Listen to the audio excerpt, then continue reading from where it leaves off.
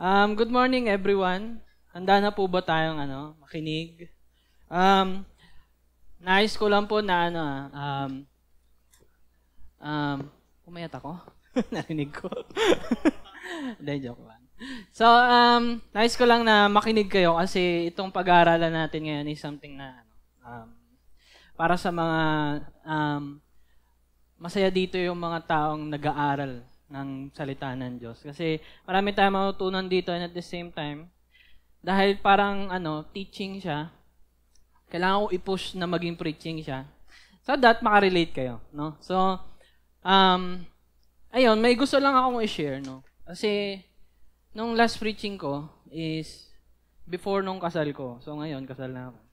Nung last preaching ko, hindi. So, gusto ko lang i-share yung letter na na-receive ko. And ito yung sabi niya. Sabi niya, pagbabalat kita ng hipon. Diba? Kapag nabasa niyo yan, anong meron dun sa hipon? Ano ba yan? Parang si Jesus ba yan? May parable ba to? Or may iba bang ibig sabihin yan? Tapos yung sumunod na sinabi niya, at hihimayin ko ang laman ng alimasag.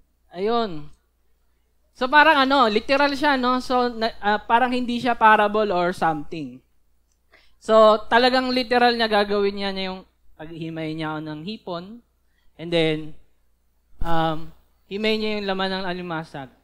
Then, sumunod na sinabi niya is, para sabay tayong makakain ng paborito kong ulam. Ay, di ba?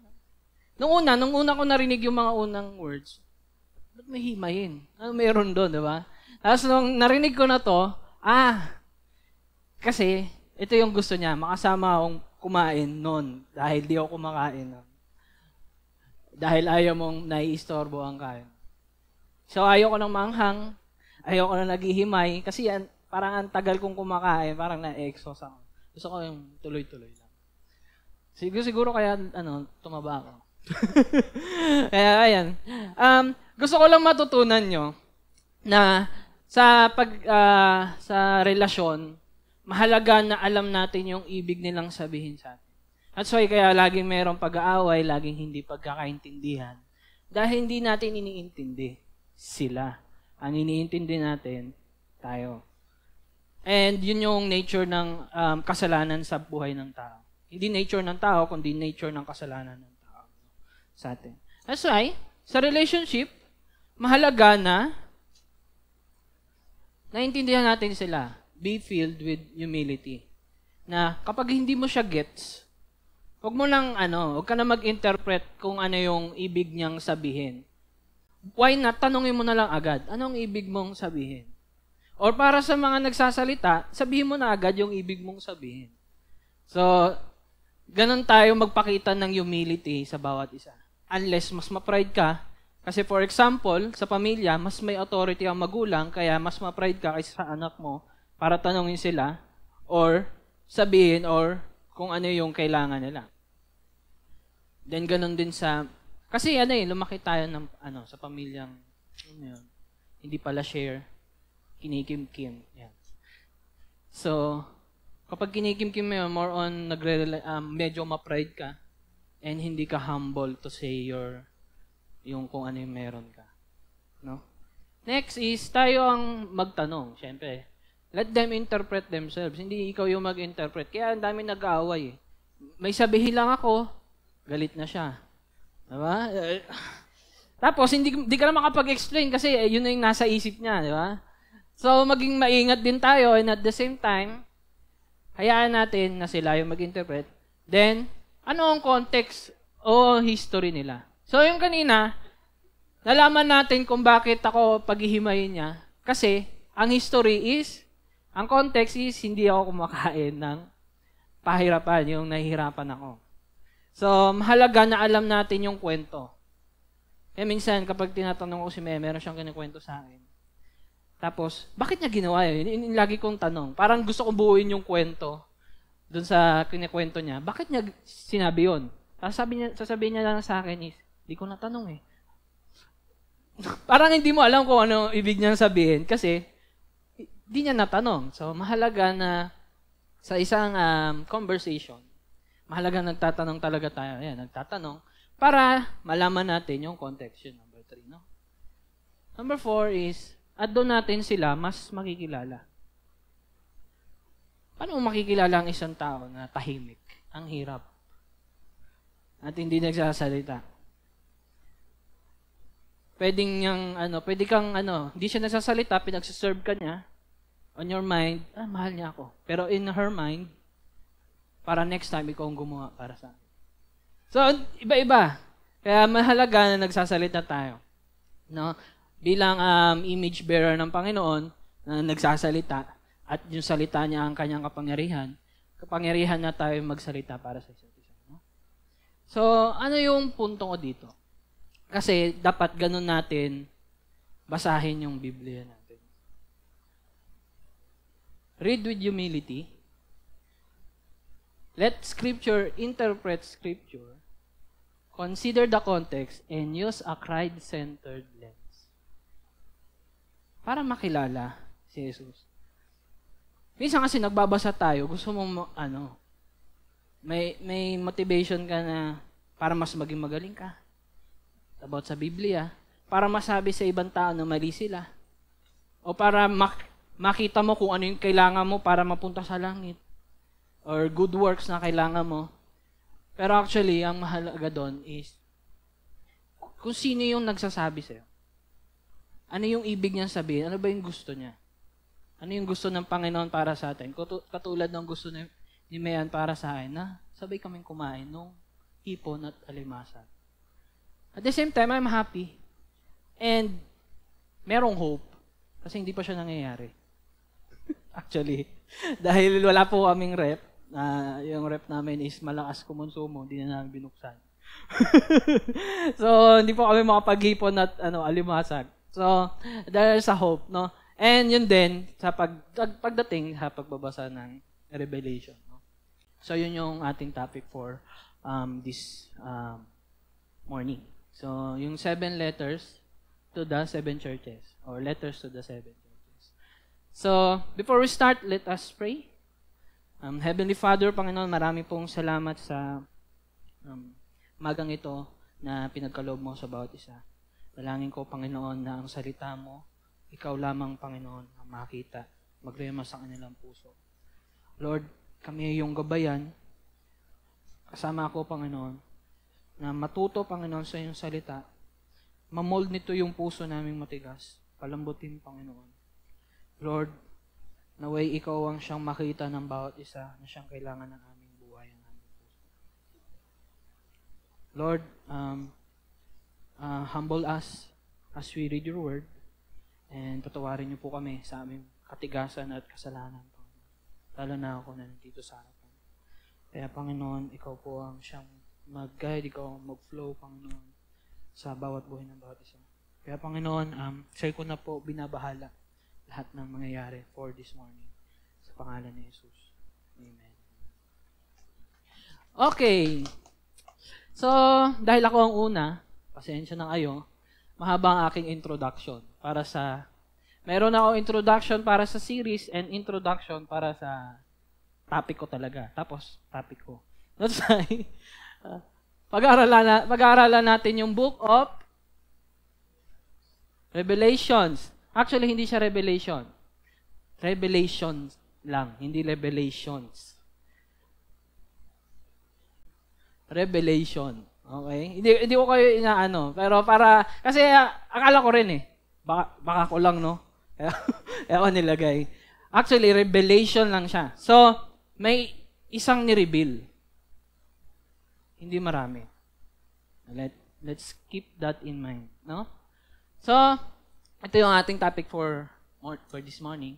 So, intro, yung chapter 1, which is yung topic, pero intro siya para sa 7 letters ng church. And then also, yung topic natin. Yung letter to the church of Ephesus, yung unang church, no? So, punta na tayo dun sa intro, yung our lens. So, ito yung magiging, guide. To read our Bible. Hindi to read yung Bible, tapos kapag pagdating mo sa Revelation, iba yung, ginagawa mo na pagbabasa. So, mamaya malalaman natin. Baka ma-spoil ko yung, yung PowerPoint Unahan ko yung PowerPoint. So, read with humility. So, punta na tayo sa number 1. Hindi natin makukuha ang right interpretation. So, kapag sa mga tao may nais na basahin yung Revelation, kadalasan nga, yan yung mga unang binabasa ng unbeliever. Kasi yun yung mas interesting part.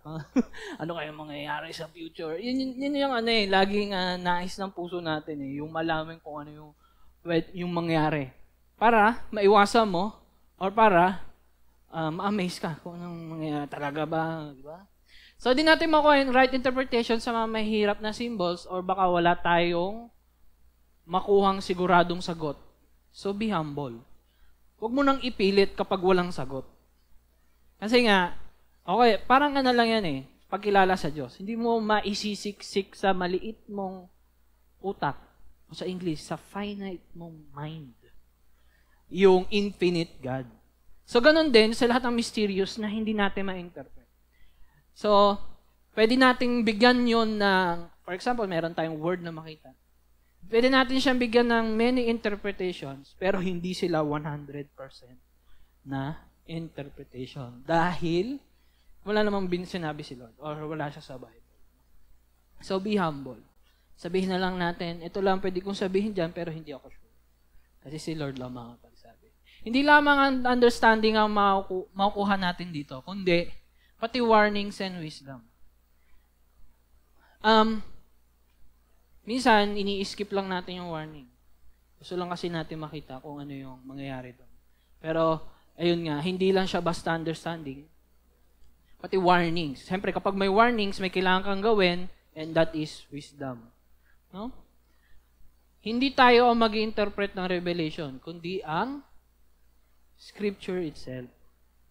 So, for example, kapag nanood ka ng isang palabas, tapos pinanood mo lang yung dulo, parang hindi mo mag-gets, di ba? Ganon din sa Revelation. Hindi mo nabasa yung buong Bible, hindi mo mag-gets talaga yung buong book ng Revelation or yung huling episode, di ba? Saan ka lagi magsisimula? Sa umpisa. And then, syempre, hindi mo puputulin, hindi ka manonood sa umpisa, tapos talong ka sa unahan, di ba? Ang hirap nun. Mas alam, mahirap pag nagsimula ka sa huli. Sinabi nila, pero din, no? Mas mahirap yun. Kung lalo na pagdating sa Bible. Next. So, let's interpret Scripture. So, yun yung sinabi natin. So, yung Book of Revelation was written 60 to 70% inspired ng Old Testament. So, syempre, yung 40 to 30% is New Testament, no? So, mahalaga na mabasa natin yung mga prophetic messages nila Isaiah, Jeremiah, Ezekiel, which is now nandun tayo. So, I encourage you. Basahin po natin. Nasa Ezekiel po tayo ngayon and na-amaze ako dun sa nababasa ko kasi parang ngayon ko lang din siya nabasa. Kasi si Jeremiah, puro siya warning. And then si Ezekiel, nangyayari na yung na-warning ni Jeremiah. So, parang wala nang warning kay Ezekiel Ezekiel, gawin mo na lang to kasi o kaya sinabi niya na sabihin mo to pero huwag mo asahan na susunod sila. So, ayan. So, basahin po natin. Then, next, we should consider whether the words are meant to be symbolic or literal. So, sa Revelation, meron lang symbolic tsaka literal. No? And use Scripture, not our feelings or new ideas as our guide. Para kang ini-interpret mo yung isang episode ng, for example, Demon Slayer, di ba? Tapos ang pinanood mo, Avengers, tapos yun yung mo. Baka ay makarelate yung iba, no? So, ang mahalaga dito is, gamitin natin yung Scripture kung literal ba to, itong word na to, o symbolic. Yung 666, symbolic ba siya o literal na may number ka sa noo? Yun yung tanong doon. So, hindi mo siya masagot kasi hindi mo alam yung context. Kung paano gamitin ng mga writers yung numbers. Numbers na literal, ha? Next. So, doon sa B, we should consider yung literal. So, ano yung mga literal doon sa Revelation? Yung 7 churches. So, 7 nga talaga yon. no? The return of Christ, hindi siya symbolic kasi talagang babalik siya. Then, final judgment, lahat ng ginawa ng tao, merong judgment. New heaven and new earth, hindi siya, parang puro symbolic na heaven, kundi new heaven and new earth. No? And resurrection of the dead. So, hindi mo pwedeng sabihin symbolic yan. Kasi yan yung hope natin. No? Ngayon, ano naman yung symbolic? So, significance of numbers. Kapag sinabing 7, alam naman natin yan, completeness. Kapag number 12, pag may nakita kayong 12,000, 12 tribes, 12 disciples, may isip nyo doon is, they are the chosen ones. Pinili ni Jesus, pinili ni Lord sa Old Testament. So, kapag nakita natin siya, hindi siya exactly 12,000 na exact na tao maliligtas. No? Sinasabi diyan, chosen ang maliligtas. So, yung 666, hindi siya literal, kundi yung imperfection and corruption. No? Pwede na, di ba meron sa kamay, meron sa mind. Ang imperfection diyan, corruption is may kita mo siya sa ginagawa ng tao. Siya sa kamay. And later on, dahil bigay si Lord ng warnings, hindi nagre-repent, yung corruption na yon nasa buong pagkatao na nila. And there's now, hindi na sila maliligtas. Dahil ni tingin sa Panginoon, hindi nila gagawin. Dahil matigas na yung puso nila. No? So, other symbolic, yung dragon, hindi siya literal na dragon. So, sa future, magkakaroon ba ng dragon? Hindi. Si Satan yon, lamb with 7 horns and eyes. Yan yung itsura yan yung symbol kay Jesus. Di naman siya literal na mukhang lamb, no? Di ba? Lamb of the world. Kapag sinabi pa natin ganon, mukha siyang lamb. Hindi ganon. Babylon, yung evil, rebellion, and pride. Yung empires or nations na meron tayo ngayon.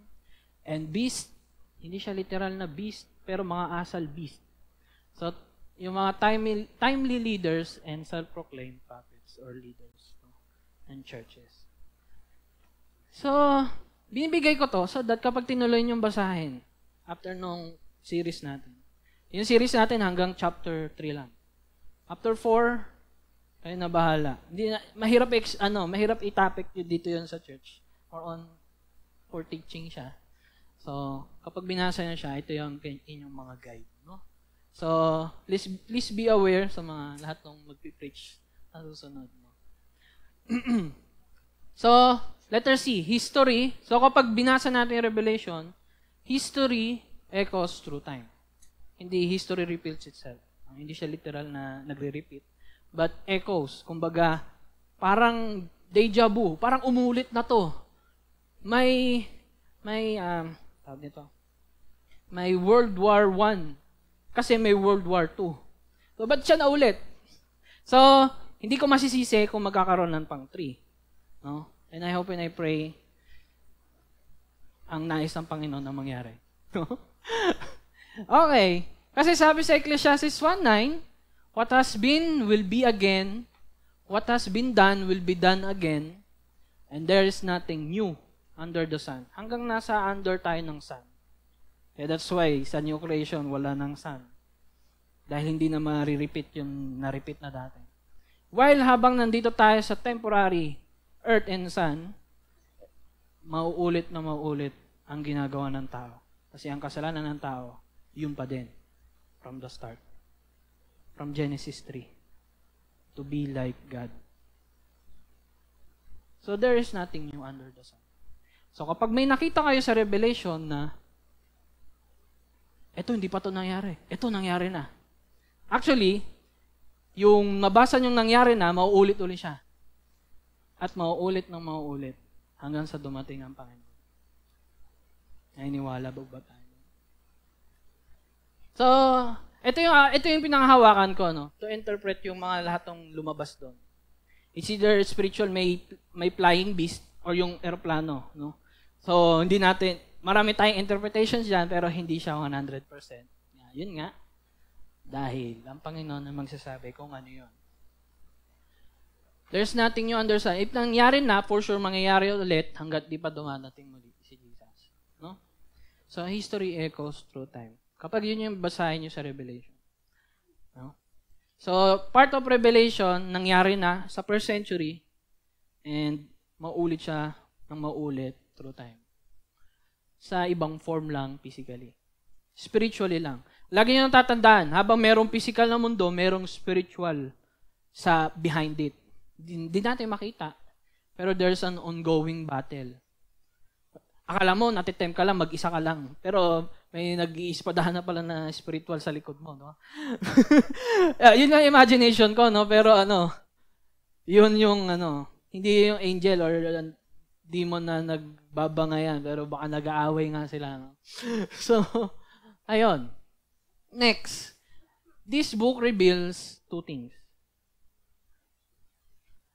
The history pattern of Earth's kingdom and God's promised kingdom. And it calls the readers to choose compromise or faithfulness, reject or repent. So, ganun pa rin. Kung ano yung format na ginagawa ni Lord sa Old Testament through the prophets sa Old Testament, repent and do this. If not, ito yung mangyayari. Yun at yun pa rin yung format ng Revelation. Diba? So, binuksan na yung seal, hindi pa rin. Yung pangalawang seal naman, hindi pa rin. Or, marami kayong makikita doon, parang paulit-ulit. Kasi ganun ka-merciful si Lord.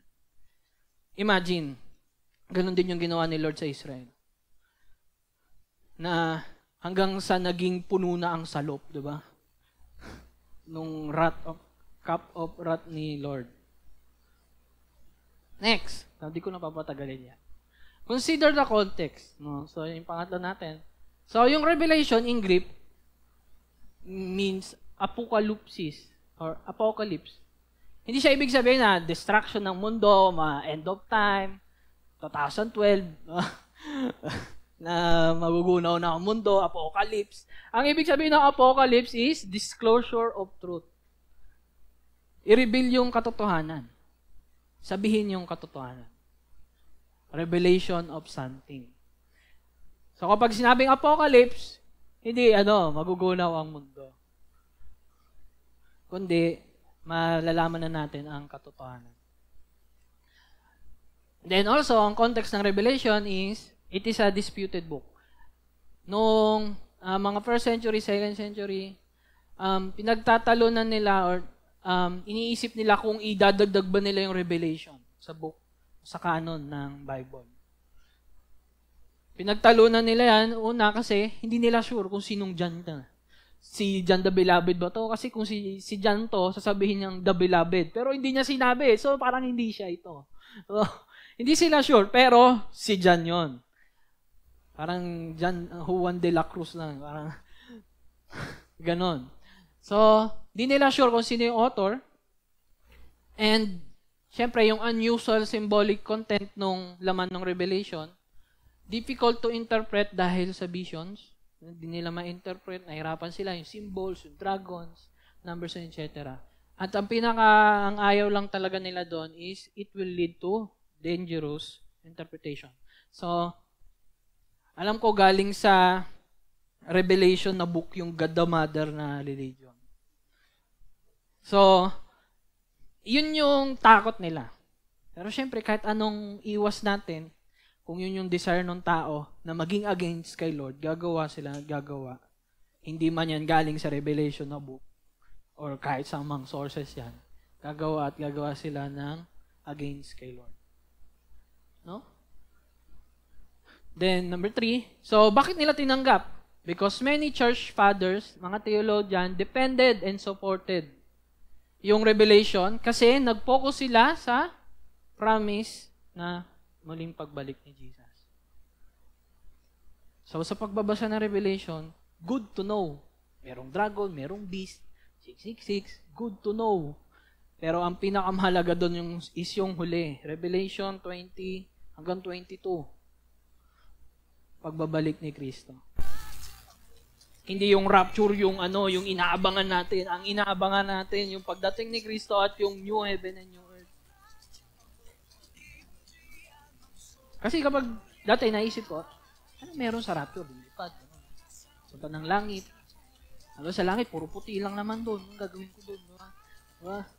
Pero hindi. In the end, merong new earth. Kung si Lord, si Jesus, umakyat sa langit, nire-ready yung bahay mo. Ito yung bahay ni Raymart. Gagawin ko yung bahay ni Raymart dito sa langit. Yan. Laki no, diba? Tapos, siyempre, i-renew ko yung earth para makapag-jogging siya doon. Diba? Hindi ko, o kaya, mag-HR sa doon sa earth. Sige, mag-HR ka doon. Tinitira niya ako last time. So, lagi niyong tatandaan, imagine yung end time na yung bahay mo is yung langit at presensya ng Panginoon at yung working place mo is yung earth. Doon tayo magmamahalan. And actually, magkasama na sila tulad ng pagsama ng church at ni Jesus. Symbolic yon. Kasi ngayon, hindi pa natin kapiling physically si Jesus. And that's why yung heaven and earth hindi pa magkasama. So, pag magkasama na, syempre, lahat magkakasama na yan. United as well. No? Letter C. Letter C. So, yung date nung Revelation, sinulat siya after ng destruction ng temple. So, sinira yung temple ng Israel dahil yung governor or yung reign ni Nero, pinersecute na lahat ng Christian. May ginawa siya at sinisi niya yun sa mga Kristiyano. May ginawa siyang kalokohan, mga Kristiyano gumawa pagpapatayin sila. Yun yung ginawa niya. So that's why, kasama doon na patay na rin si Paul. So lahat ng Christian leaders na una siguro, then pinersecute lahat ng mga Kristiyano that time. So that's why naiintindihan nila. Kaya that's why meron silang word na tribulation and suffering na laging inuulit dito. Or yung encouragement para sa mga churches. Puro persecution or kung sino yung mag-conquer. Yung lagi natin makikita doon. Kasi yun yung naranasan nila. Kung hindi yun yung nararanasan nila, siguro din natin lagi mababasa yung about persecution. Pero dahil yun kaya nangyari, mas lalo nilang ramdam yung sinulat sa Revelation kasi yun ay encouragement for them. Imagine. So kapag binasa mo yung Revelation, imagine na you are a Christian sa first century Rome. Hindi kung ano ka ngayon dito. Imagine mo kung ano yung nangyayari sa iyo doon. May matinding persecution at tribulation. Ano yung persecution? Hinahamak ka dahil sa pananampalataya mo kay Kristo. Wala kang kaibigan, wala kang kasama. Nagtatago ka sa ilalim ng kuweba. Kuweba na, ilalim pa. Diba? Next, indifference. Walang may paki sa'yo. Yung immorality, laganap. Takot ka kasi baka mapatay ka. Hinahunting ka. Imprisonment, dadaling ka sa kulungan and then i-execute. And then also yung death. So imagine that time. So, baka sabihin nyo, hindi ako makarelate dyan ko yun. Hindi man ako pinipersecute eh. Yun yung mahirap. Baka kasi masyado na tayong nagko-compromise to the point na hindi mo na alam kung na kay Kristo ka pa ba o part ka na ng mundo. Minsan kasi hindi natin malalaman hanggat walang taong magpipinpoint na namumuhay ka na against sa nais ng Panginoon para sa iyo.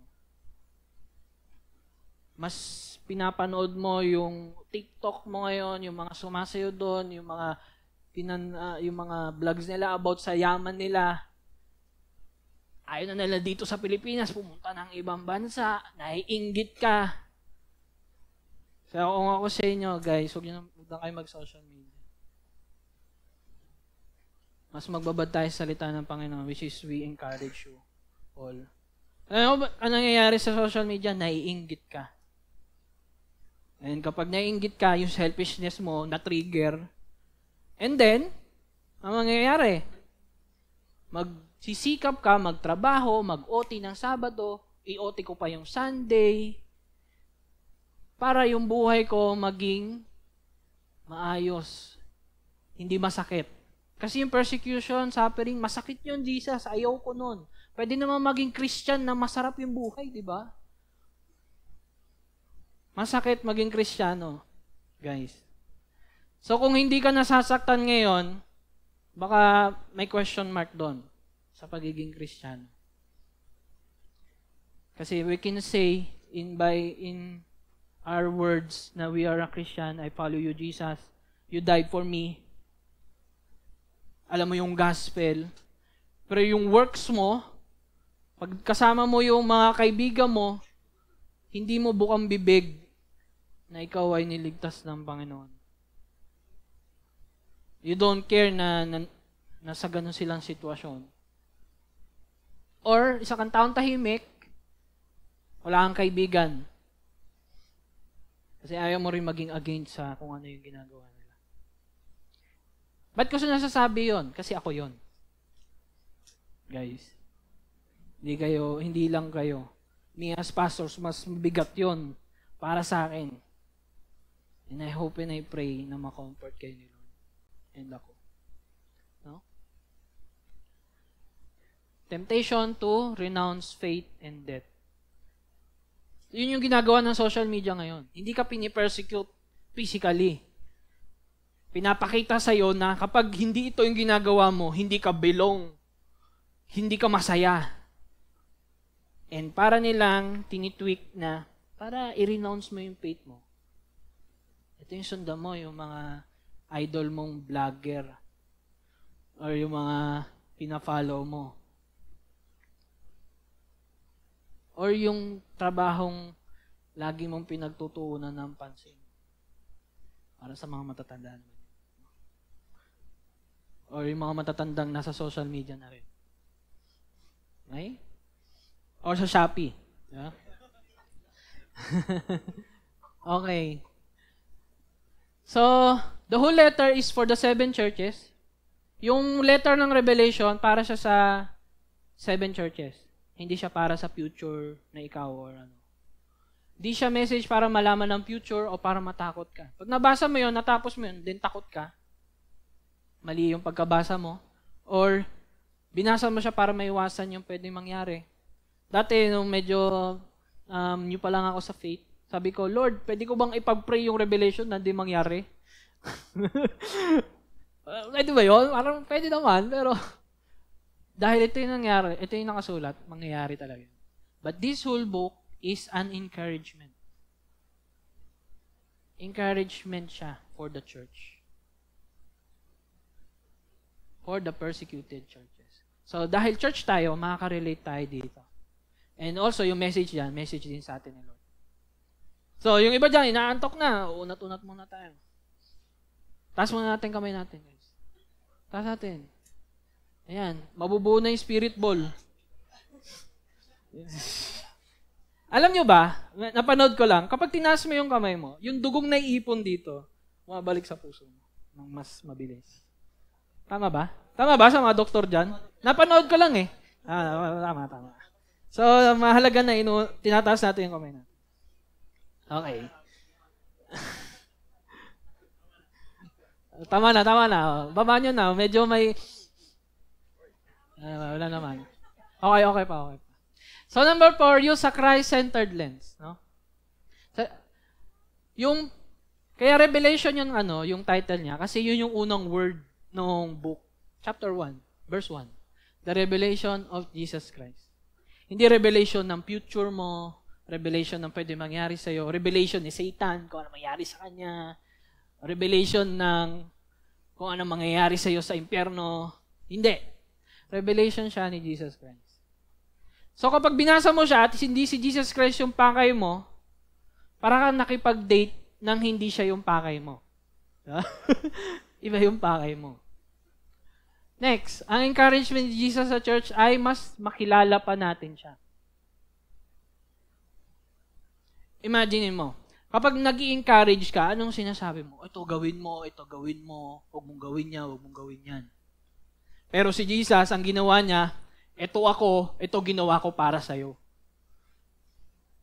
Ibang-iba sa encouragement na binibigay ng tao at kung sino man sa atin. So, makinig kayo. Kasi baka dito nyo lang ito marinig. Kasi si Jesus lang gumawa na ito. And sa gantong way, dapat natin basahin ang Bible.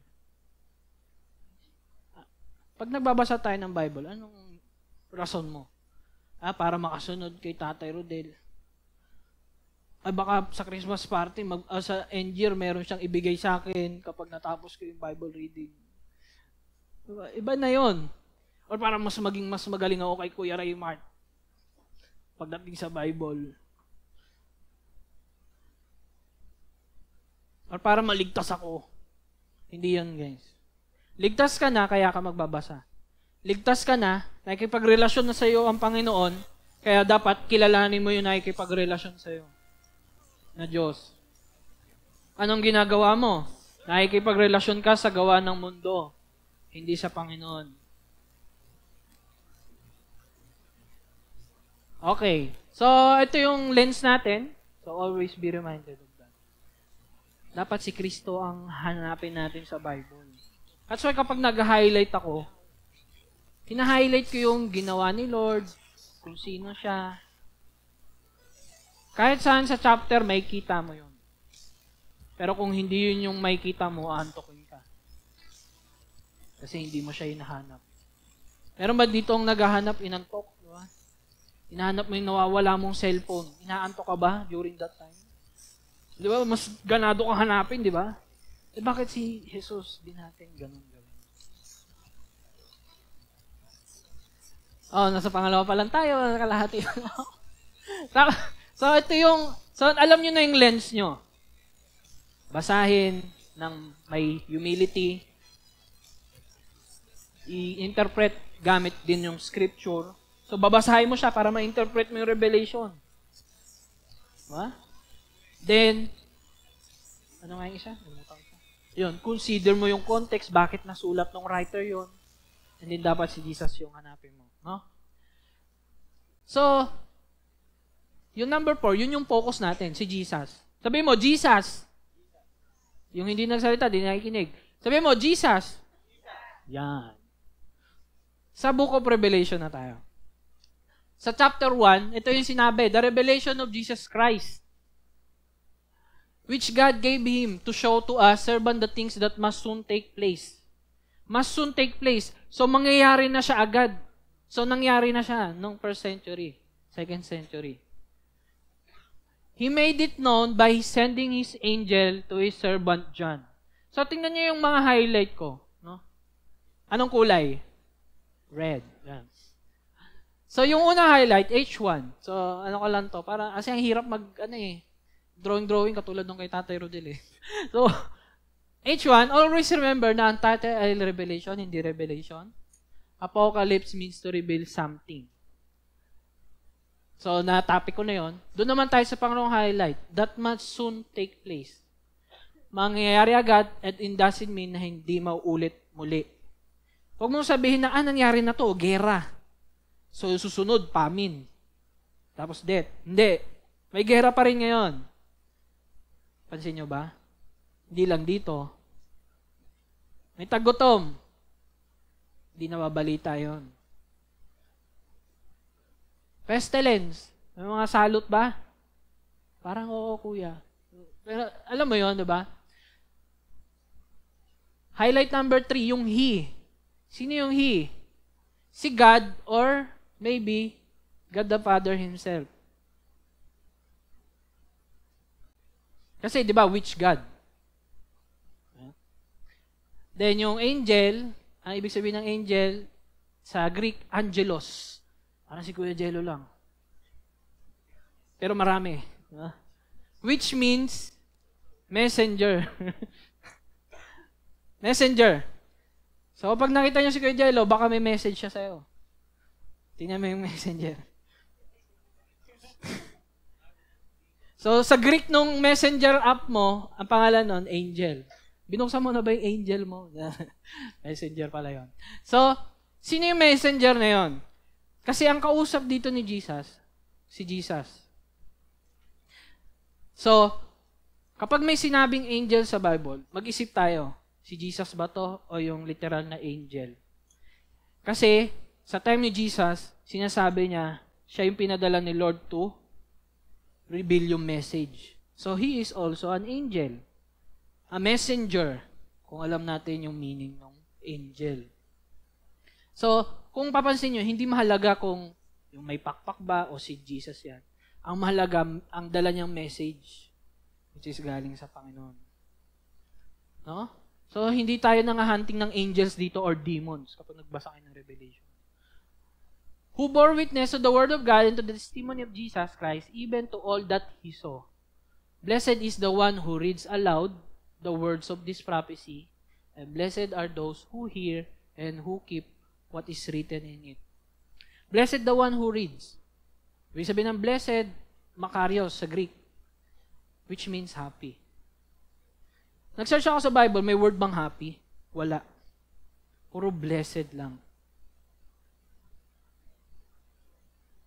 So, if you're happy, if you're blessed and you know, clap your hands. Parang nakuha ko yung kiliti nyo dun So, happy ang nagbabasa. So, kapag nagbabasa ka ba, kapag nakita mo nagsend si Tatay Rodel, masaya ka ba? Excited ka ba? Ayan na naman si Tatay Rodel, nagsend na naman. O, ganun ka. O happy ka na nakalimutan niya. Ay, hindi nakapagsi Tatay Rodel. Highlight number 2. Blessed are those who hear. Happy ang nakikinig. Nakikinig ka ba ngayon o nakatingin ka kay Kinsley?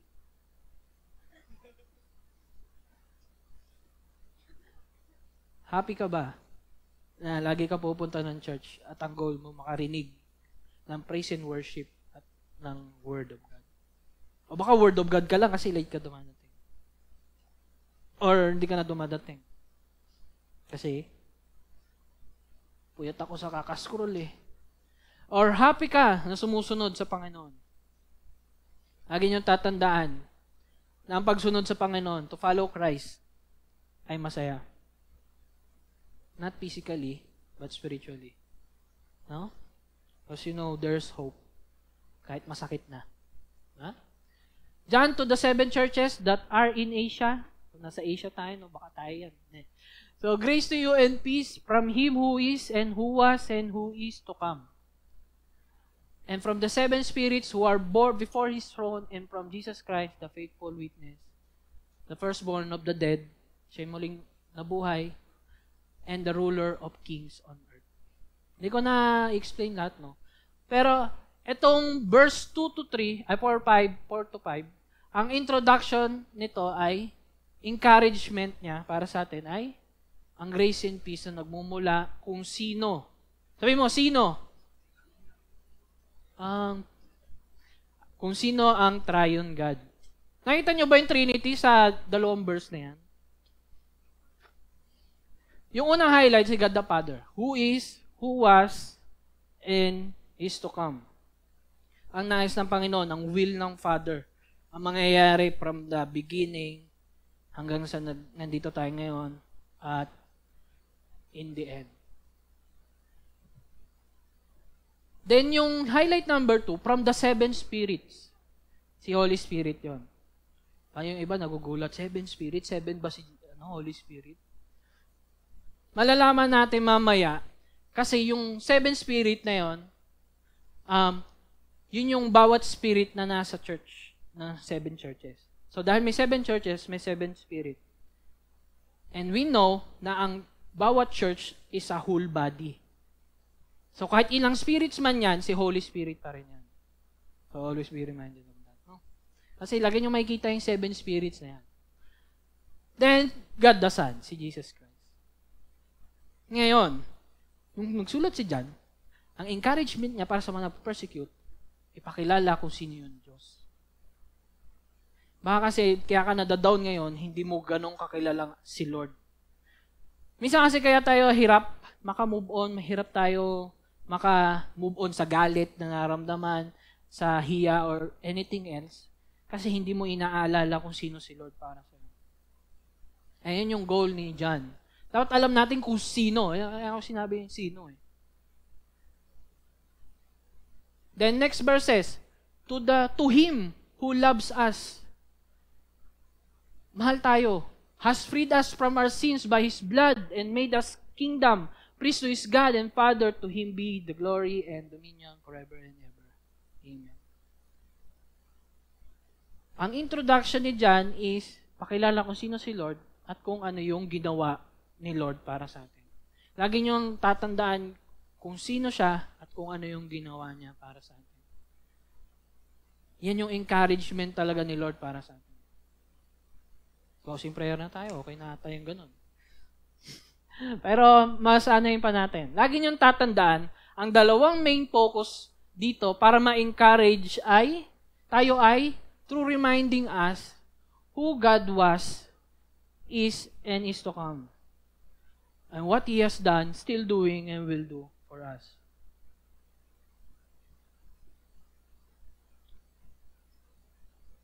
So kung pag mang-encourage tayo, i-lead natin sila kay Christ. Pag i-encourage mo yung sarili mo, i-lead natin yung sarili natin na maalala kung sino si Lord at kung anong ginawa niya para sa atin. Minsan na-encourage mo, ang encouragement mo sa sarili mo, bukas gigising ako ng maaga para magawa ko yung mga trabaho ko. Ang encouragement mo ng sarili mo kung ano yung gagawin mo. Hindi yung ginawa ni Lord para sa iyo. Tatrabaho ako para sa pamilya ko.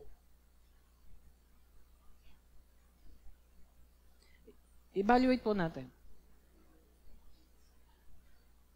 Para mang-encourage, reminding us who God was, kapag nagbasa ka ng Bible, i-highlight mo who God was, is, and is to come, and what He has done for Israel, for the church, for us. Yun yung laging, itong dalawa yung lagi nating gamitin. Next, ano pa?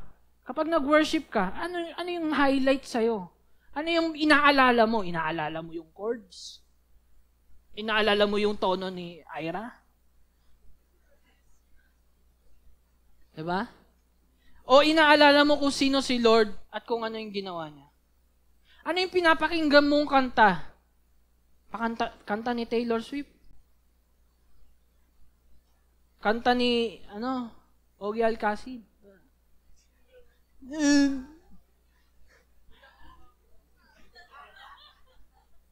Diba? Nakarelate kayo.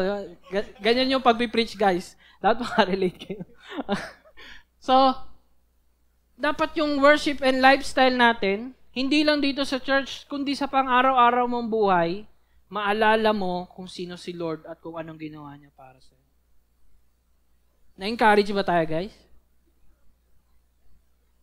Hindi lang sa worship, pati pakikipagrelasyon. Kapag alam mo na kung sino si Lord at kung anong ginawa niya sa iyo, i-show and tell mo naman. Huwag kang tahimik sa kanto. Ano yung pinapakita mo sa tao? Achievements mo? Ano pinapakita mo sa tao na ma-pride ka, na magaling ka? O kung sino si Lord at kung ang ginawa niya para sa iyo. Nakikita nyo? Natatamaan ko na lahat ng kanto ng buhay natin. At ang tanging sagot lang ay kung sino si Lord at kung ginawa niya para sa atin. Kung si Jesus yung answer, sa buhay ni Jesus, may kita natin itong dalawang to. Siya ang highlight, hindi tayo ang bida. We can say na pabida tayo sa harapan ng Panginoon if hindi natin to ginagawa. And sa kahit anong aspeto ng buhay, it is to proclaim to ourselves and to others that who God was, is to come, has done, still doing, and will do. Ang haba nito, no? Yung God was, ang hirap sabihin eh. So, paikli na lang natin the gospel. That's why mahalaga na pipreach ang gospel every Sunday, every day in our lives. Kasi yun yung ipapaalala mo sa sarili mo. Ano bang ginawa ni Lord? Sino ba siya noon? 2,000 years ago.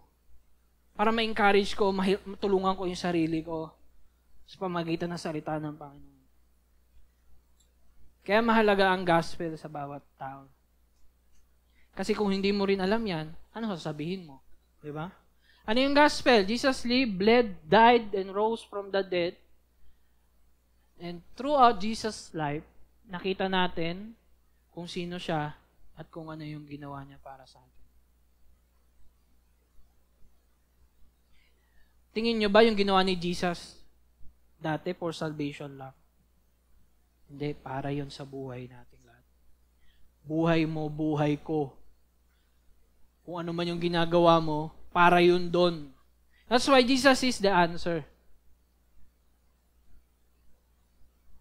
Sana makarelate yung kids, no?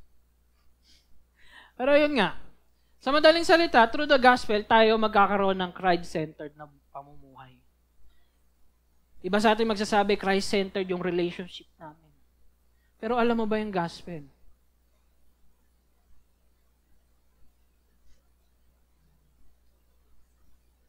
Yan yung hinahanap natin sa bawat pahina ng Bible. Yung gospel. Kasi yun talaga yung pinaka-arok ng glory ng Panginoon para sa ating lahat. Introduction pa lang, wala pa tayo dun sa topic, di ba? So, He is coming with the clouds. Ito yung gagawin niya, will do. Every eye will see Him, even those who pierce Him. Kung sino man yung nagpapako sa Kanya, which is tayo, and all tribes of the earth will wail on account of Him. Even so, Amen. Amen? What God will do, makikita nyo, and then sa verse 8, I'm the Alpha and the Omega. Yung pa rin, yung format ni John, di ba? Ginawa ni Lord, ano yung sino siya para sa'yo? Diyan parang paulit-ulit ka naman. Pero yun talaga yung encouragement para sa atin. Makakalimutin tayong tao, kaya paulit-ulit din kami dito. Kasi mas na-overcome tayo ng emosyon. Ano nangyayari sa paligid natin. Mas naalala mo yung tax mo. Diba? Kaysa si Lord.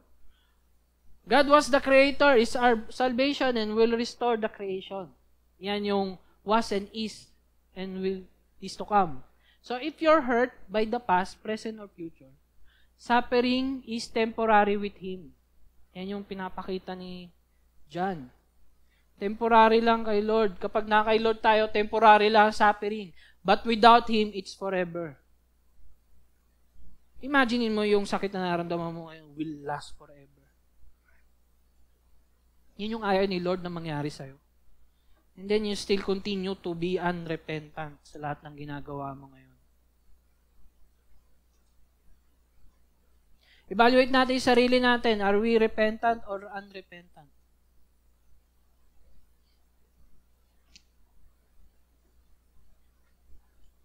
Ayun nga sabi ni Jesus, for God so loved the world that He gave His only Son.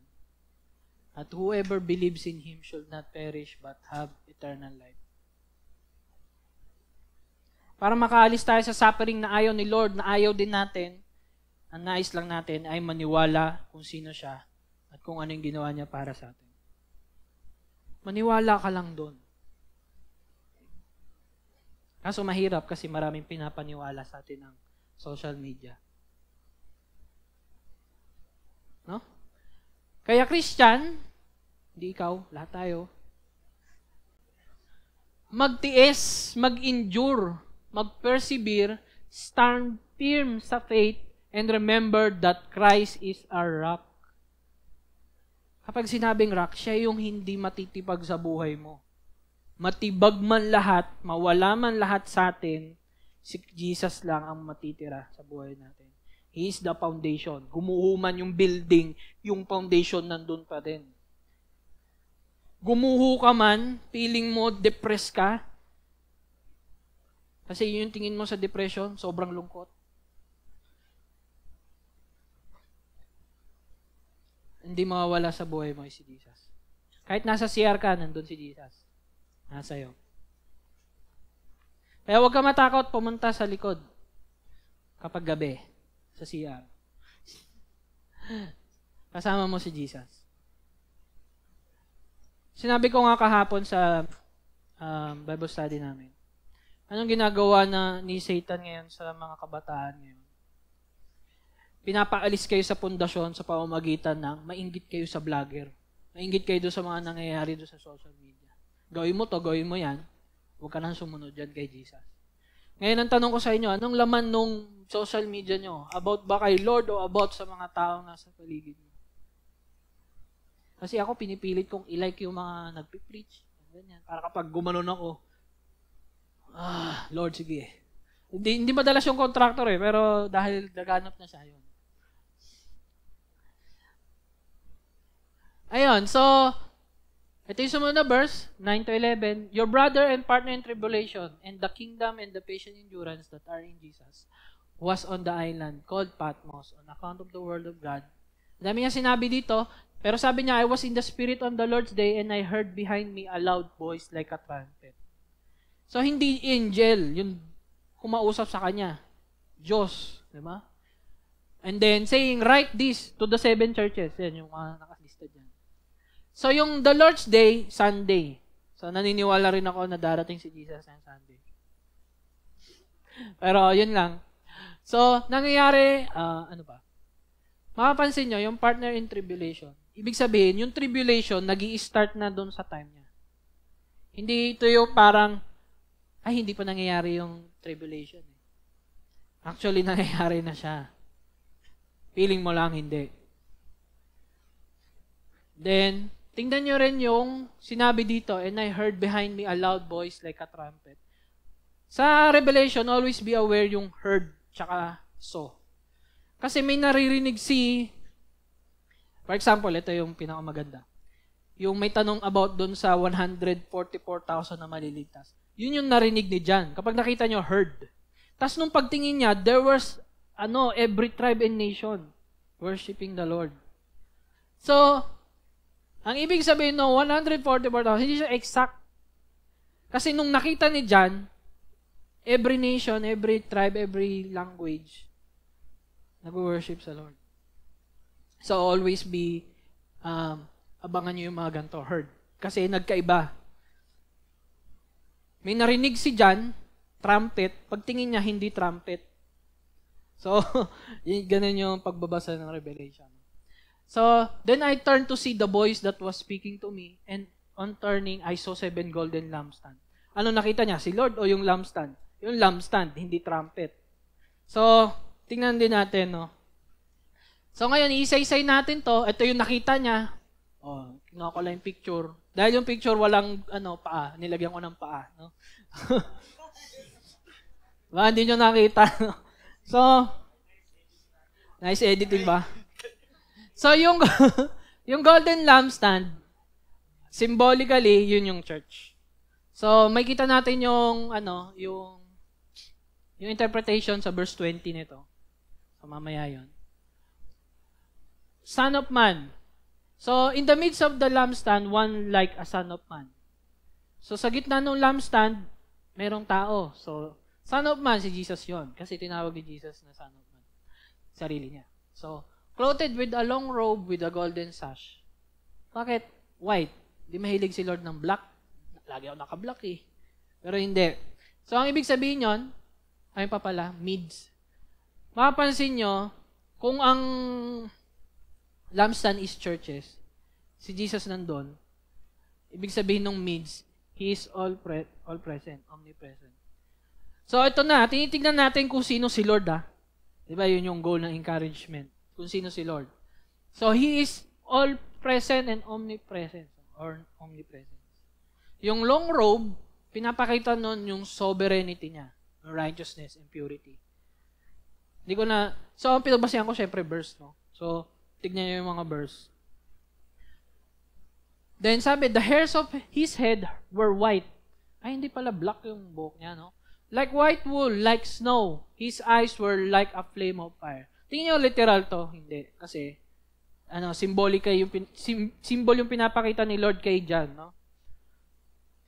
White hair, fiery eyes, ibig sabihin nun, all-knowing. Omniscient.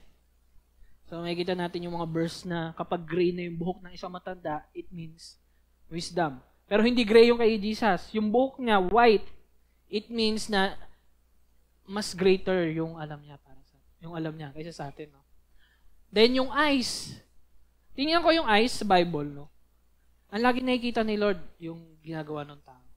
At yung mga tumatawag sa Kanya.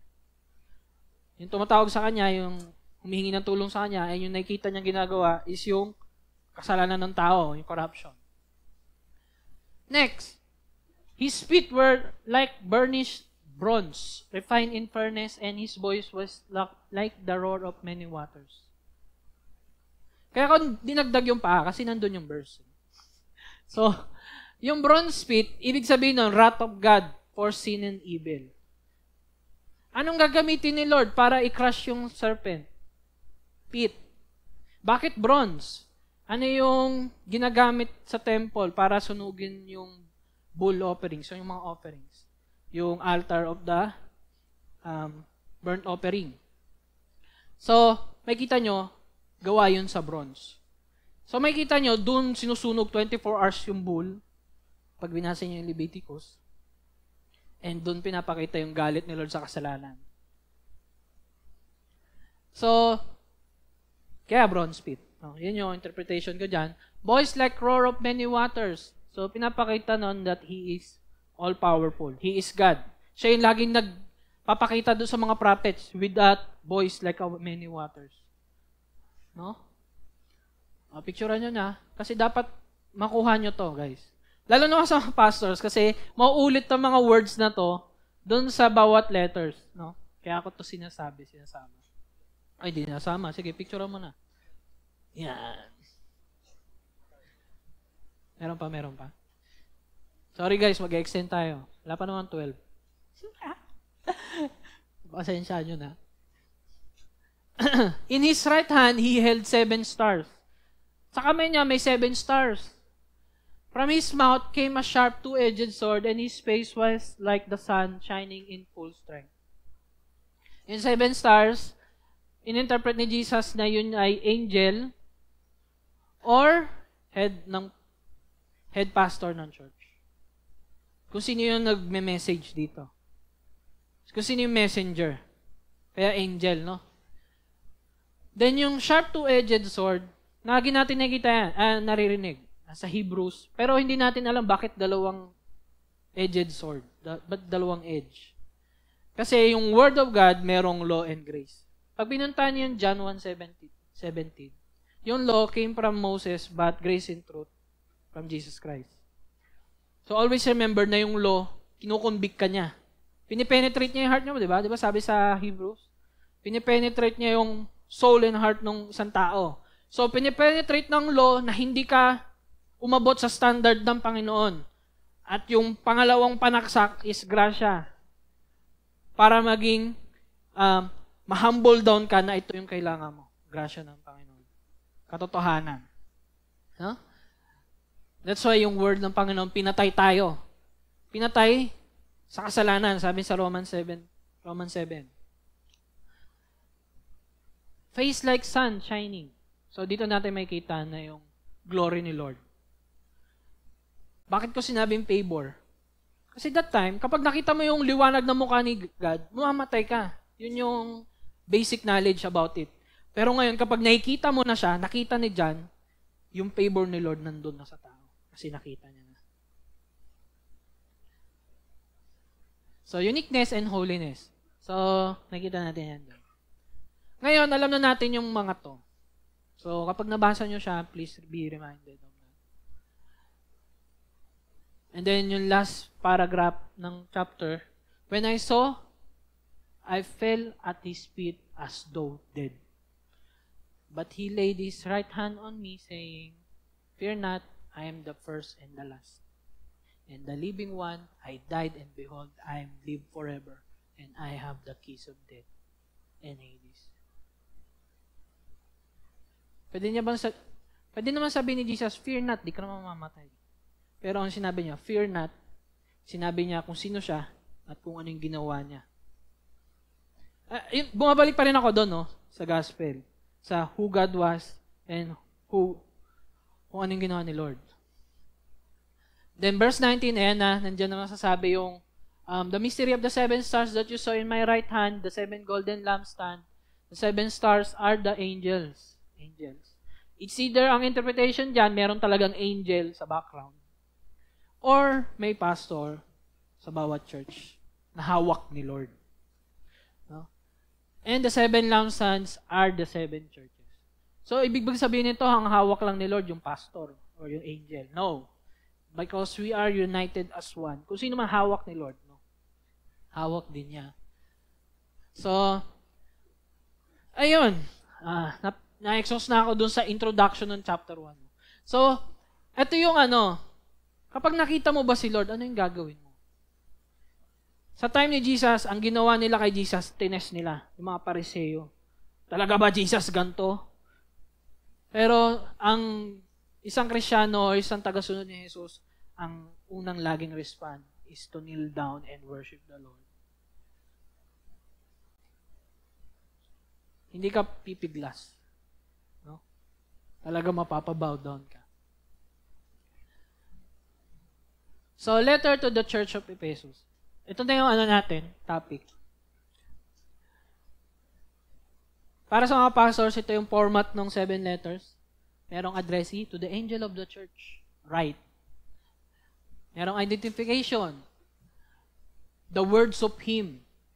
So, lagi nyo makikita yan, the words of him. Tapos sasabihin niya susunod, I know. What are you doing? Diba? And then, evaluation. Then, dahil alam niya, ito yung rebuke niya or commend. So, yun yung format. Then, kapag hindi ka nag-repent, ito gagawin ko sa'yo, I will. Pero kapag nag-conquer ka, ito gagawin ko sa'yo. Yan yung sabi ni Jesus. Promise to the one who conquers, yan, lagi yan nasa dulo, parang end note. Then, laging sinasabi, who has an ear, makinig. Okay? So, yun yung... Ay, sige. Sorry. Sinerge ko yan para sa inyo kasi parang... Okay na? Okay. Ngayon, punta na tayo sa Ephesians background. So, alalahanin natin kung ano yung background ng Ephesians. Ang Ephesus pala, ang Ephesus ay one of the largest city ng Rome. And talamak ang pagan worship doon. Kaya madali nakapagtayo ng church doon kasi kahit anong wino-worship doon, parang gusto na ilagdag si Jesus. Pero dahil ang pinipreach ng Christians is isa lang ang Diyos, so maraming natitrigger. No? Nagstay si Apostle Paul doon ng 3 years sa Ephesus. And after, si Timothy ang naging isa sa leader ng church na yun. Yung sinusulatan ni Paul, si Timothy, 1 Timothy, 2 Timothy. Diba? Tinuruan sila ni Paul na maging mabusisi sa salita ng Diyos at alamin kung ano ang totoo at mag-ingat sa false teachers through his letters. Kasi maraming ang pagan worshippers doon. Ang daming gustong pumasok na false teachers. And then, syempre, kapag may siniran ka, lagi naman silang welcome no? So, kahit false teachers nakakapasok sa church. So, yun ang nangyayari.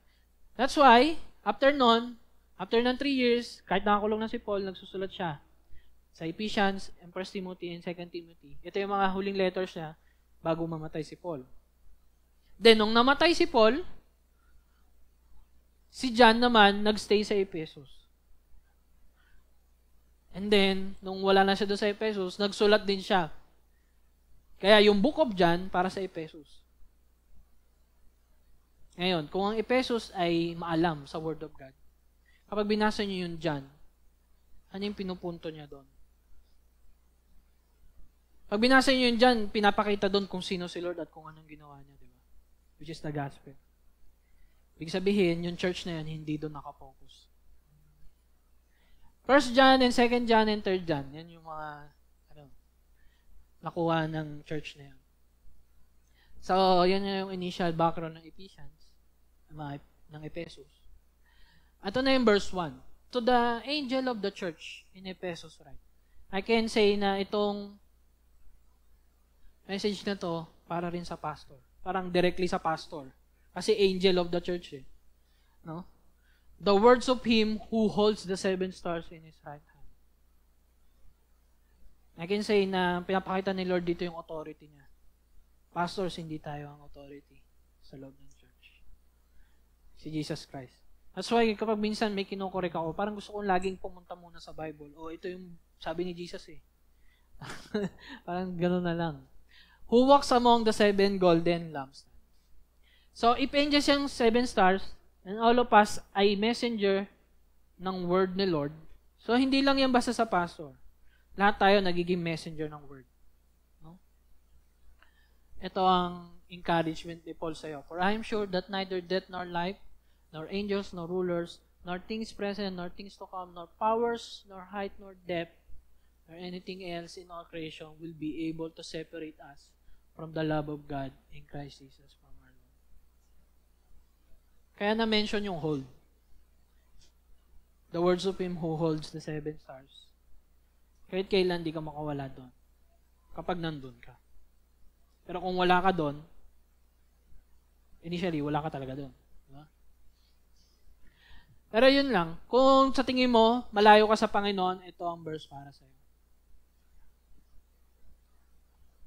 Lagi niyang tatandaan. Nor, ano yung nor? Di nor cubes yan. Nor anything else in all creation will be able to separate us. Okay, talo na tayo doon sa message. I know, sabi ni Jesus, your works, your toil, and your patient endurance, and how you cannot bear with those who are evil. Para medyo makarelate tayo. Parang, daming evil ngayon sa palabas. Sa mga nakikita natin ngayon. Hindi ko na i-mention yung contractor, pero nasabi ko na. Yung tax mo, nasa napunta, di ba? Hindi natin ma-bear yung evil na nakikita natin. Nalulubog yung paa mo sa baha, di ba? But have tested those who call themselves apostles and are not, and found them to be false. Kapag mayroong maling katuruan, talagang nakikita agad nila. Mali ka. Mali ka. Then I know you are enduring patiently and bearing up for my name's sake, and you have not grown weary. So, mapansin natin na magaling sila sa salita ng Panginoon. Pinipinpoint agad nila kapag may mali. And then dahil doon, nape-persecute sila. And then they are enduring. No? So that's why I encourage you all. Na i-endure natin kung ano man yung nakikita natin ngayon. Kasi temporary lang lahat yan. Temporary lang. Pwede tayo mainis, pero tinawag tayo ni Lord na magmahal. No? So, meron silang intellectual faith, which is pinapromote ni Tatay Rod din. So, sa meron ng intellectual faith, be humble. Hindi sila naniwalang agad sa iba. Nagtitiis din sila sa persecution. Then, standing firm sila sa faith nila kay Jesus. Stand firm. Ngayon, ito yung mabigat, yung sumunod na sinabi. But I have this against you, that you have abandoned the love you had first. Hindi ibig sabihin nito na wala na yung first love nila, si Jesus sa kanila. Lagi nyo tatandaan, kapag nakagawa tayo ng kasalanan, hindi nawawala sa iyo si Jesus.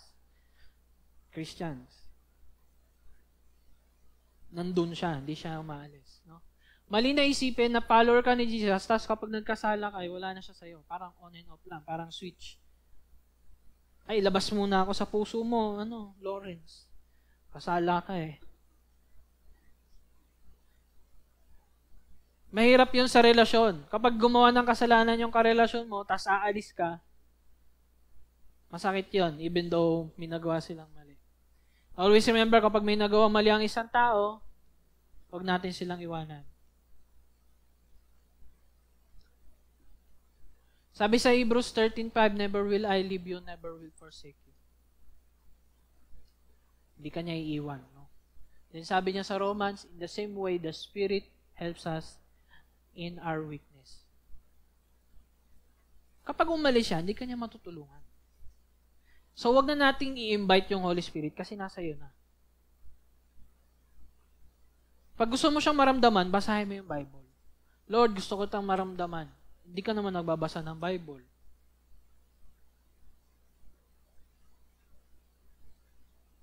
Naramdaman ko siya kapag paano ko masabing naramdaman ko siya pag nagbabasa ako, pag naluha ako. Pag kumakanta ako, tas naluha ako, doon ko siya naramdaman. Kasi nabasa ko yung lyrics. Ang ganda. Dapat ganun tayo mag-respond sa Panginoon. We do not know what we ought to pray for, but the Spirit Himself intercedes for us through wordless groans. Masakit ako to kapag nakagawa tayo ng kasalanan. Di ba? Napapapray ka kay Lord. Lord, nagawa ko na naman. Gusto ko nang umalis sa katawan na to. But praise be to God, sabi ni Paul. Tayo inaligtas. And He who searches our hearts knows the mind of the Spirit, because the Spirit intercedes for us, for God's people, in accordance to the will of God. Next, He will stay. Di ka nag-iisa, kahit napiling mo mag-isa ka. As I said, mawala man lahat sa atin, may isang laging matitira. Si Jesus yun. Taas ulit kamay, baka ano eh. Yan. Medyo basa na ba? Hindi pa. So, malapit na tayo matapos. So, konting tiis na lang. Sabi, I have this against you, that you have abandoned the love you had first. Ano ibig sabihin ni Jesus about sa ginawa ng church na Ephesus? Iniwan ba nila yung first love nila? Yung ba yung ibig sabihin niyan? Hindi. Ang ibig sabihin nila niyan, di nila sinusunod ang commandment ni Jesus. Sino dito nag-aaral ng Bible tas di sumusunod? Ephesus yun. And if aminado ka, taas na lang ng kamay sa puso, no? Di nila sinusunod ang commandment ni Jesus. Ano ba yung commandment ni Jesus? Sino makapagsabi? Hindi nila magawa yung second greatest commandment. We can say na nag-aaral sila, mahal nila si Lord. They love the Lord with all their minds, soul, and strength. Pero mali yung pagkaintindi nila kasi hindi nila magawa yung second. Kasi magkasama yun. Ang sinasabi dyan, iniwanan mo yung pagmamahal na meron ka nung una. Nasaan na yung pagmamahal na yun? Where is the love? The love. Nasaan na yung love na yun? Yun yung sinasabi ni Jesus. Nung naging magaling na kayo sa Bible, nasaan na yung love na yun? Anong ginawa nyo? Siguro pag nagko-correct sila, in the same time, nanakit sila. Hindi physical, pero through words. So, let us be humble, guys. Na kapag nagko-correct tayo, isipin natin yung salita. Huwag natin pangunahan ng emosyon. Love pa rin ang dapat nating ilagay doon. 'Di ba? Bakit ko nasabing love? Kasi sabi ni Jesus, if you keep my commandments, you will abide in my love. Just as I have kept my Father's commandments and abide in His love. So kung wala ka nung love, hindi mo ginagawa yung commandments. So kung ikaw, alam mo sarili mo, alam natin sa sarili natin, na hindi natin magawa yung commands na to, baka in the first place kasi, wala yung love. And ano yung love na nawala sa'yo? This is my commandment that you love one another as I love you. Ito yung nawala. Ito yung hindi mo maalala. Greater love has no one than this, that someone laid down his life for his friends. Kaya hindi tayo makapagmahal kasi hindi natin maalala yung ginawa ni Lord para sa atin. That's why we are consistent na i-preach yung gospel dito. Para yung love na yon, tumanim sa puso mo so that you can do yung command ni Lord. Para ma-follow mo siya. Para hindi mo i-abandon yun. Ang ginagawa nila, ina-abandon. Siguro in-abandon nila yung gospel. Mas nagtuon sila sa kung ano yung tama at mali. And most of the churches yun yung ginagawa. Huwag na natin i-preach yung gospel, tapos na yan. So natin i-preach yung gospel kasi para lagi natin pinapatay si Jesus. Pero yun nga yung kailangan ng bawat relasyon, di ba? Makita natin na mahal tayo ng isang tao. And paano natin makikita na mahal tayo ni Lord? Doon sa krus ng Kalbaryo. Hindi naman lagi magpapakamatay lagi sa'yo si Lord, mamamatay lagi si Lord para sa'yo. Once and for all lang yun, guys. And dapat yun yung lagi natin makita. So that we can do yung commandment to love one another as I love you. Kasi tinawag ka na niyang hindi ka away. You are my friends.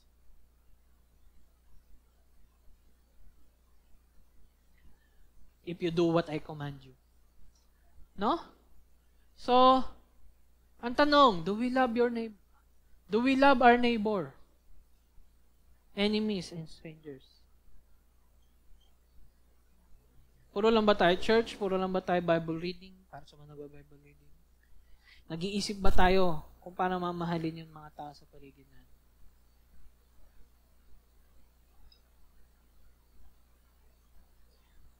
Mahirap. Mahirap. Mahirap. So ngayon, let us repent. Ba't ko sinabing repent? Ano mo na ibig sabihin ng repent? Repent means is to turn away sa kasalanan and follow Christ. Tumalikod ka sa kasalanan mo na meron ka, kung ano man yung ginagawa mo ngayon, kung anong saan ka masaya ngayon na kasalanan. Talikuran mo yon, alalahanin mo yung ginawa ni Lord para sa'yo, then sumunod ka. Ipula ka pa dito, hindi ka talaga makakasunod. Pag di mo pa alam yung love ni Lord para sa'yo, kung hindi ka magre-repent, hindi mo magagawa yung nais ni Lord sa'yo. Hindi ka niya friend. Di ba yung sabi niya? You are my friend if you do what I command.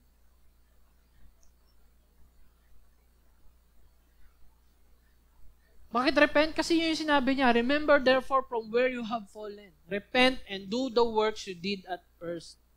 If not, I will come to you and remove your lampstand from its place unless you repent.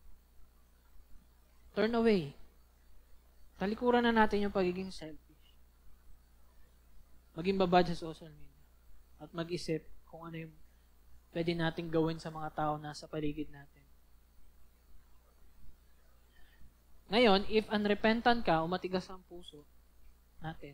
Umatigas pa rin yung puso natin. Unrepentant ka, ayaw mo tumalikod sa paborito mong kasalanan. At alalahanin ang pagmamahal ni Lord. God maybe will remove our church. Diba yung lampstand is your church? So, sinasabi ko to as a whole church. Saan natin ginagamit yung resources, lahat ng efforts natin ngayon? Dito for individual. Para sa church. If meron kang alam kung ano yung dapat gawin ng church for other people, say it. God maybe will remove our church from its place. Bakit? Kasi around the 2nd to 4th century, the church in Ephesus began to decline. And eventually, and today, it became ruins. Pag pumunta kayo sa Ephesus ngayon, bato na lang makikita niyo. So, God removed their church in Ephesus. Hindi sila nagrepent. Maybe nagrepent yung 1st century Christians, yung 2nd century, 3rd, baka hindi na. So, that's the other interpretation of it. Pero nawala yung church doon. And sadly, Turkey, which is yung Ephesus, 99.8% Muslim, leaving only 0.2% as Christian, and even this 0.2% is in rapid decline. So, we can say, pag minention yung Christian doon, baka hindi nila alam. Ano yun? Sino si Jesus? O, kilala nila si Jesus kasi sa Muslim, nandun si Jesus, pero hindi siya Diyos for them. So, that is sad for the church ng Ephesus. No? So, God maybe will remove our church. Yet this you hate the works of the Nicolaitans, which I also hate. Ayaw din ni Lord. Yung Nicolaitans, hindi mo siya makikita sa history. Pero, ang ano sa kanila, ang highlight is, they practice immorality and idolatry. Kaya okay lang kung galit ka sa mga politicians ngayon. Okay lang kung naiinis ka, nababad trip ka.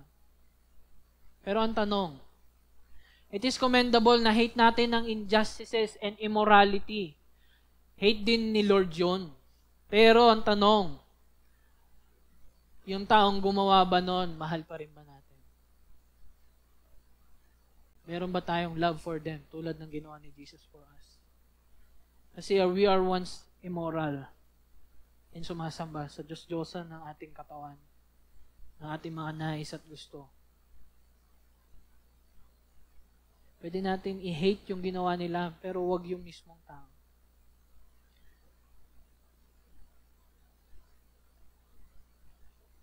Anong laman ng puso mo during these times? Yan yung sinasabi ni Lord. He who has an ear, let him hear what the Spirit saith. So that's why sinabi ko, yung seven spirit, si Holy Spirit, kasi ito yung message. Yung spirit na yon, si Holy Spirit. No? Makinig tayo sa sinasabi ng banal na spirito ngayon. Nasaan yung emosyon mo ngayon? Saan mo binubuhos? Sa pagmamahal, sa kung anong meron ka? Sa galit na meron ng panahon ngayon? O sa pagmamahal na meron ng Diyos para sa ating lahat? Makinig tayo sa seven spirit. Who is the Holy Spirit? Talking to us in this passage. Ngayon ang tanong, mapapanindigan ba natin yung sinasabi sa kanta? Anong kanta?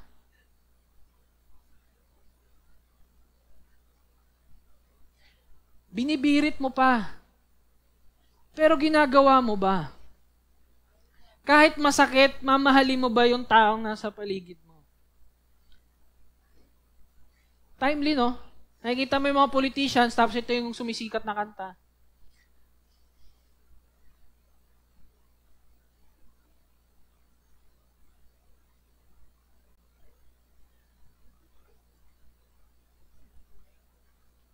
To the one who conquers, I will grant to eat the tree of life which is in the paradise of God. If we will repent and conquer this and do what we sing, in English ko pa. Kahit masakit, kahit dumudugo yung puso mo na mahalin yung tao na yon, mamahalin mo ba? Tulad ng ginawa sa'yo ni Jesus. Diba? Alalahan natin yung gospel. Diba? Ang gospel, who God is and who God has done. Ngayon, kapag inalala mo yon, yun yung gusto mo rin gawin para sa kanila. Kahit masakit, dahil si Jesus bled and died. Hindi lang puso ang dumugo sa kanya. Hindi namatay siya para sa atin. Ngayon ang tanong, di ba sabi dyan? Kung magagawa mo yon, you are a conqueror. Ngayon ang tanong, conqueror ba tayo? O ma-overcome ba natin ito? Sa ibang translation, overcome. Katulad ng kanta natin kanina. This is how we overcome. Paano ba? Sabi dito ni Jesus, dinagdagan ko lang ng ilang verses yung kanina. Who shall separate us from the love of Christ? Yung tribulation, yung corruption ba? Wala namang corruption dyan, pero ganun din yun. Distress or persecution, famine, nakedness, or danger, or sword, or barrel. Panahon ngayon, sabi ni Lord, no. Sabi ni Paul pala, no. In all these things, we are more than conquerors through Him who loved us. So, paano tayo makakasunod doon sa nais ni Lord na mag-repent? We must conquer this by reminding us that God loves us. For I am sure, neither death nor life, nor all creation will be able to separate us from the love of Christ. Yung love na yun, hindi nawala sa'yo, pero hindi mo giniyayang.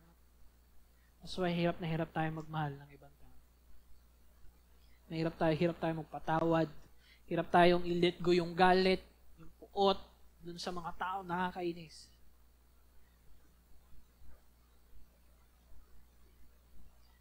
Then sabi pa dito sa taas lang ng Romans 8, for all who are led by the Spirit of God are sons of God.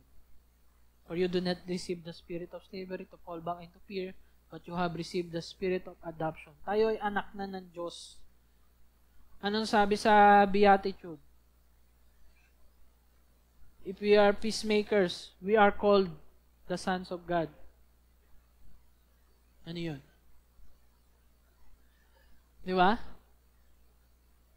The Spirit of Himself bear witness with our spirit that we are children of God. And if children, kung anak ka ng Diyos, heirs of God, and fellow heirs with Christ, tagapagmana, provided we suffer with Him. Lagi niyong tatandaan, lahat nakuha natin kay Kristo, pati yung suffering niya nakuha rin ng mga Kristiyano. That's why, normal sa isang Kristiyano na mag-suffer sa kahit anumang sitwasyon ng kanilang buhay dahil sa pananampalataya kay Kristo. Dahil ang mundong ito ay against sa Diyos natin. So don't expect na magiging masaya ka sa physical things na meron dito dahil magiging masaya lang tayo mga Christians sa hope and glory na paparating para sa ating lahat. Always be reminded of that. And repent and believe that Jesus loves us and His Spirit will lead us to follow His commands.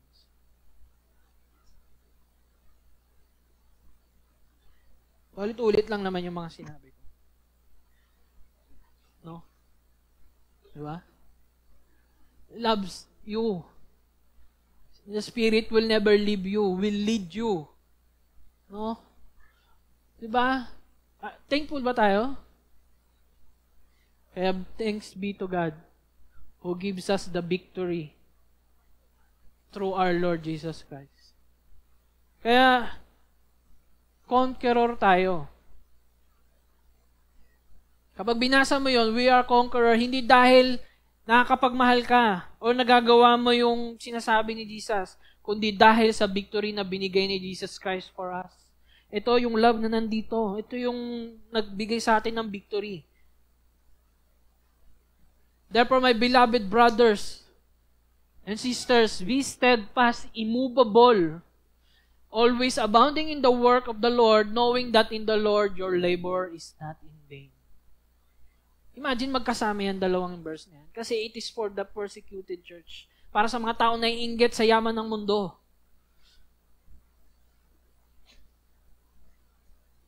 Okay?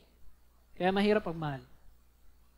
Yes, nahirapan si Jesus na mahalin din tayo, but He do it anyway. Diba? Ano sabi niya?